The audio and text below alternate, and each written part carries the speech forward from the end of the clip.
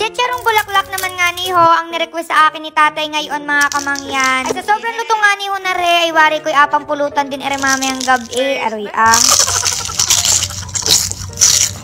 Nandini nga ni ho pala ako sa aming bahay kubo mga kamangyan dahil nagamasid-masid ako. Gayan, wow naman kala mo talaga. So habang nagabay nga ako din ayan ho at nakita ko si tatay na may dala-dalahong kahoy. Ay kaya naman ho pala nangahoy rin si tatay para raw ako'y may panggatong. Gawa ng ipagluto ko raw siya noon nga ning chicharong bulaklak. Wow, lakas ng loba, parang di high blood Huy, for the go. Ay dayon na nga ni ho at sinimulan ko na ho aring hugasan. Ari yata ay yung isaw ng baboy na may parang bituka. Gaya hindi ko maintindihan. Huy, si Ui. Bale, naglagay na nga ni ho pala ako ng asindiyan at talaga naman ay dinami-damihan ko na ho. Naglagay na rin ho ako diyan ng suka para naman talaga ay malinis-linis ano. At dahil nga ni ho, expert si tatay din ayan ho, at siya na yung pinaglinis ko na rin. Ay may atagtagin pa ho kasi sa loob noon. Gawa ng pag hindi yun natagtag ang pagkapait. Bale, apakuluan ko nga ni ho muna yun mga kamangyan. Kaya ayan ho, at nagtudtod na ako diyan ng bawang. Nasa 3 kilo nga ni ho pala rin mga kamangyan. At ang alam kong presyo na rin ay 120 pesos ang 1 kilo. Ay madalang nga ni ho kami mag-ulam ng gayon. Gawa ng alam nyo na, medyo nakakakaba din. Huy! Nagagayat pa nga nila ho ako diyan. Inasabihan ko na si nanay at si tatay na abay hinay-hinay sa pagkain mamaya kapag naluto na. Ay bali nga ni ho pagkukurutin. Gawa ng alam na gayon ng ulam. Ay hindi man lang nagdala ng pineapple juice. Ano na yun? Nagagatong pa nga nila ho siya dyan. Ay panay na ang ngiti. Ay wari ko ina-imagine na kung ilang bote ng alak ang maiinom mamaya. Aroy Ay dayon na nga ni ho at nilagay ko na rin tolyase. Gawa na nga una kong agawin ay apakuluan ko muna bago ho prituhin. Medyo matagal-tagal ko nga ni ho pala rin apakuluan mga kamangyan. Mga 4 months? Huy, sobrang tagal. Siguro ay mga 1 oras at kalahati, mga gayon laang. Para syempre, habang inapakuluan yun, mas nalinis, gayan. Kung ano syempre, akainin natin yun, huy, binaman. At so, nilagyan ko lang ho ng bawang, sibuyas, at saka luya. Ay, natawa pa nga niyo ako diyan. Gawa ng sa sobrang ayaw ni tatay na ako ay mainitan. Ayan ho, at naglagay ng pangharang. Huwag kang pang-fall, para kay ano dyan. Pagkalagay ko ho ng asin, ayan ho, at sinunod ko rin dahon ng laurel, at saka ho, aring pamintang buo. Ay, for the go. Bale, naluhalo ko nga nila ho, aring mga kamangyan. Tapos yun, maghahintay na lang ako hanggang sa maubos yung panggatong na kinuha ni tatay. Huy, wag gayon. Ay, di ka ho, matagal-tagal pa naman yung apakuluan. Ay, syempre, nakakainip din. Wow naman, napaka-arte. Buti sana kung meron akong kadate dito. Huy. Ay, kaya no, at nagsimula na rin ako magayat ng mga agamitin ko mamaya doon sa sausawan. Naks naman, dinabihan na nga niyo pala ko diyan ni nanay at saka ho ni Julina na sana naman natulong, ano. Ay, alam nyo gaho mga kamangyan, natatandaan ko, nung bata pa ako, aring si nanay at si tatay, ay grabe yung away. Dahil lang ho doon sa isaw ng baboy, yung parang mga bituka, balon-balon, yung mga gayon baga. Gawa nga niyo nga rin si tatay, sobrang hilig sa gayon. So, nag-stack siya sa ref, wow naman. Tapos, so, alutuin niya yun kung kailan niya gusto. Tapos, so, sa gabi kasi, nag-inom-inom yun si tatay, nung mag-isa pang paantok baga gayan, para daw matindi ang labanan. Huy, hindi gayon. So, ang nangyari ho, di kay tinabi ni tatay doon sa ref. Ngayon ho, aring si nanay, mag-isa sa bahay. So, syempre, kung ano yung nandun, alutuin niya, gayan, wow naman, ilaw ng tahanan yan. So, ngayon ho, nakita niya aring isaw ng baboy. So, kinuha niya, ginupit niya, para daw mas malinisan, yung talagang said na said, gayon. So, hindi naman ho lahat yun, niluto niya. So,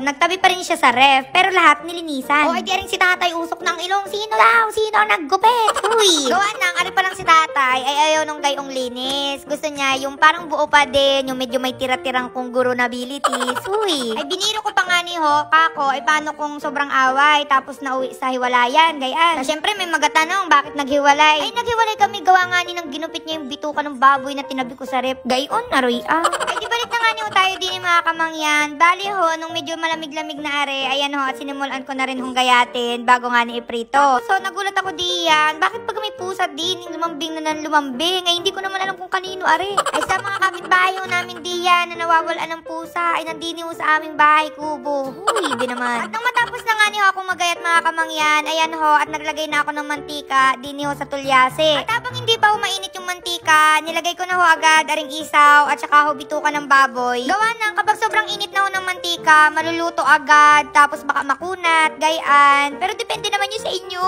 Uy. Tapos ho, ang gulat ko nga ni Hudi kay tatay, gawa nang napatakan ho ng mantika. Tapos nung chinek ko naman ho, hindi pa naman mainit. Yun daw, inaprank lang ako. Wow, prankster yan. Tapos sa mga kamangyan, kapag garni ho pala yung agawin ninyo, dapat ho, dire-diretso yung halo para hindi man yan dumikit doon sa tulyase, ano? So, talagang tsaga-tsaga lang para man din din nagagawa ng kalamay. Aray Ay gayon na nga ni ho mga kamangyan. Dahil nga ni ho, pakiramdam ko ay medyo matagal-tagal pa ring ahaluin. Ay di tinawag ko na ho si tatay. Kako ay siya muna ang magtuloy dahil ako ay may agawin. Wow naman, kala mo talaga. Ay magagawa na ho kasi ako ng sausawan mga kamangyan. At dalawang klase ho yung aking agawin. Wow, may pagayoy. Bala po sa masamahin lang naman ho rin mga kamangyan. So naglagay ako ng sibuyas, bawang, siling green, siling red, arihong bell pepper. Naglagay na rin ho pala ako diyan ng suka, arihong asin, paminta, at laso ay aring asukal. Tapos yan, ahalo-haluin laang ho. Garnihong sausawan yung masarap kung kayo ay mahilig sa maanghang. If hindi naman ho kayo mahilig sa maanghang, ariho yung pwede. So naglagay ho ako diyan ng pipino. Sunod ho ay aring kamatis. Naglagay na rin ho ako diyan na ring sibuyas, bawang, asin, konting siling red para naman may sipa. Tapos ho, kalamansi juice. Ay for the go. Konting patalasas lang ho mga kamangyan. Ayan, ang dami hong nagatanong kung bakit daw ang bango ko, ano daw gamit kong pabango, gayaan. So ano na ho ang sekreto, meron ho tayong 100 ml at saka ho 50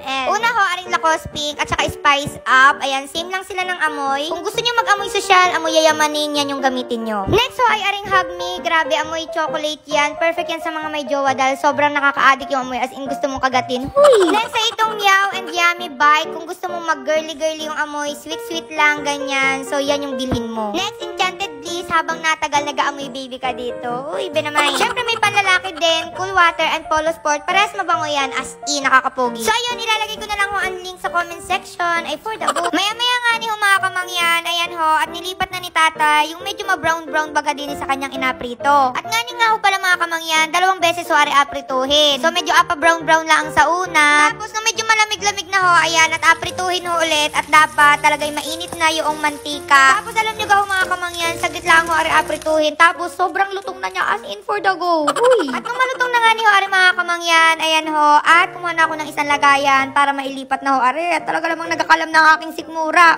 So ari na ho mga kamangyan, at tingnan nyo naman, sobrang lutong as in. O, ayan o baga, matagay na baga tayo. Huy, wag gayon. Ay, ako na ho yung nagasabi talaga kahit hindi ka nainom, may ikaw ay mapapatagay kapag garni ang pulutan. Huy! So, ayun na mga kamangyan, kumuha na rin ho kayo ng bahaw diyan at kami ho ay sabayan nyo na dini. Aba naman. At dahil nga ho, talagang hindi na namin matiis ang gutom. Ayan, talaga namang sinunggaban na agad namin. Alam naman, sinunggaban naman agad. Yeah! Cook! First bite. Snacks, kala mo naman na yung mga Koreanong nagamukbang ay aray. Ay, alam nyo gaho mga kamangyan, sabi ko pa kanina habang nagaluto, nakaunti lang yung aking akainin. Pero nung naamoy ko na at nandini na abaw, hindi ko na mapigilan. Naks naman. Ay, kahit nga ni Horing si tatay dini sa tabi ay hindi na makausap. Huy, pogi, ngiti naman dyan. Aray. Ay, medyo nagkatawanan nga ni ho kami diyan. Gawa ng kami ho ni Julina. Ay, para baga nakakaramdam na medyo kumakapal na yung aming bato. Ay, help us. Uy, napaka-arate. Alam, sama ng pakiramdam ko. Parang gusto ko ng asawa. Uy, napaka-harot. Binilis-bilisan ko na nga ni ho ng kain diyan mga kamangyan. Gawa ng naalala ko na ako nga ni ho pala ay may apuntahan pa. Ay, samahan mo ko. Huy. Ngayon ho kasi ay birthday nung lola ko. Kaya dumaan ho ako din sa Red Ribbon para naman abilhan muna ng cake. Aba naman. At habang papasok nga ni ho ako diyan mga kamangyan, ay nagulat ako din kay Nasir. Gawa ng nanonood daw sila ng vlog. Ay, salamat po sa inyo suporta. Wow, naiyak. Hindi nga ni ho pala rin sa pinamalayan mga kamangyan. At pagkadating ko diyan, ayan ho, at pumili na agad ako ng cake. Naabigay ko ho kay Nanay Nine. Ay, for the go. Tuwing may mga birthday nga ni ho pala mga kamangyan, o kaya naman nag-celebrate ng anniversary, huy, feeling. So, ayan, at kailangan ng cake. Di ni ho talaga ako napunta sa Red Ribbon. Kaya naman Red Ribbon, baka naman. Huy. At nung palis na nga ni ho ako mga kamangyan, nakita ko ho yung bagong cake ng Red Ribbon. Kaya ayan, sabi ko, abilin ko na rin at bumalik na naman ako sa cashier. Kapabili ko ho ng cake, ay di bumalik ulit ako sa bahay. Gawa na nag-aintindi pa nga ni sina nanay. At habang naghahintay, kako, ay atikman ko na are. Gawa ng kanina pa ako natatakam. Gawa ng alam niyo naman, medyo nasuya ako doon sa kinain ko kanina. Ay, huwag ko kayo mag-alala mga kamangyan. Dahil di bang cake naman ho yung abigay ko kay Lula. Alam ko naman aring may bawas. Ay, binaman. Bali ho, nilabas pala rin ng Red Ribbon mga kamangyan. Ngayon lang ang September. Pero regular product na din siya. Kaya for the go. Para ho hindi na kayo magtanong mga kamangyan, ireho ay yung chiffon cake. Filled and coated with creamy caramel icing. Naks naman. Grabe mga kamangyan. Tuwan-tuwa talaga ako dyan. Gawa nga ni ng sobrang lambot. As in, para talaga siyang unan. Kutsyon, gayaan. Uy. Madalas ho talaga sa cake, ang gusto ko talaga yung chocolate. Pero ito, grabe. Sobrang sarap. Parang yung favorite ko na. Huy, si OA. Ay, hindi ho ako nagayabang mga kamangyan. Kailangan nyo talaga rin matikman. Sobrang sarap talaga. Nakaka-addict siya. Parang kaya mo siyang kainin sa isang upuan lang. Huy. Nako, dinamihan ko na ho ng kain yan, dahil for sure, hindi ho ari matagal din sa bahay. So, si Julina, si Kim, si nanay at si tatay. Nakoy talagay ubos agad yan, ari Ay, gayon naman ho, at andini na kami mga kamangyan. Ari ho palang lola na inatukoy ko ay nanay ni tatay, na asawa ni nanay. Huy, pinagulo. So, ayan, bali, umuwi rin ho pala yung aking ibang tiyahin at tiyuhin para umattend ho dito sa birthday ni nanay Nini. 82 years old na ho siya mga kamangyan. At alam nyo gahon na sila tatay ay 10 magkakapatid. Wow, sana all nagmamahalan. Huy, naks naman si tatay mga pormahan. Akala mo, tropa ni Cardo. So, ayun ho, bali nagbigay lang sila diyan ng mga message, gayan, at sobrang nakaka-touch.